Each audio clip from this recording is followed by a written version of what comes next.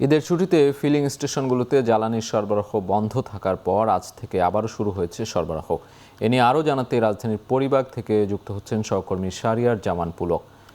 পুলক, এই মুহূর্তে রাজধানীর পাম্পগুলোতে জ্বালানি সংকট কেমন দেখছেন? পরিস্থিতির কোনো উন্নতি হয়েছে কিনা?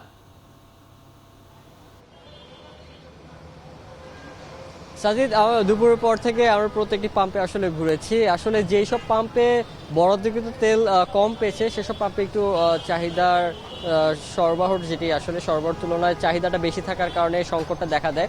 তবে কিছু কিছু পাম্পে আমরা দেখতে পাচ্ছি এখনো পর্যন্ত তেল দেওয়া হচ্ছে, এবং কিছু কিছু পাম্পে আসলে আমরা আরও দেখেছি যে বিকেলের পরও কিছু লরি প্রবেশ করছে, যার ফলে আসলে 3টা দিন যে বন্ধ ছিল এরপরে যে আজকে লরিগুলো প্রবেশ করছে, এর ফলে আসলে সংকট যেটি যে 2 দিন আগেও বা গতকালকে যে সংকটের কথা বলা হচ্ছিল যে হয়তোবা তেলের একটি সংকট দেখা দেবে, সেটি কিন্তু এক ধরনের বলা চলে যে একদমই নেই। এখন বর্তমানে যে অবস্থা দেখা যাচ্ছে যে প্রত্যেকটি পাম্পই মজুতকৃত তেল তারা পাচ্ছেন, এবং তবে একটু দীর্ঘ সারি থাকার ফলে আসলে যারা ভোক্তা রয়েছেন, যারা তেল প্রত্যাশী রয়েছেন, তারা আসলে একটু বিড়ম্বনায় পড়ছেন। তারা বলছেন যে ঈদের সময়টিতে আসলে তারা বের হয়েছেন ঘুরতে, কিন্তু বেশিরভাগ সময় তাদের এই জায়গাটিতে লং একটা কিউর মধ্যে পড়ে যেতে হচ্ছে তাদেরকে, যার ফলে তারা একটু বিড়ম্বনায় পড়ছেন। এছাড়া আমি একটু জানিয়ে রাখতে চাই, এখন যে পরিবাগে রয়েছি এখানে বর্তমানে এই ফিলিং স্টেশনটিতে আজকে সর্বমোট 13,000 লিটার সাপ্লাই পেয়েছে তারা, এবং সেটি মূলত রাত 12টার মধ্যে শেষ হয়ে যাবে। এবং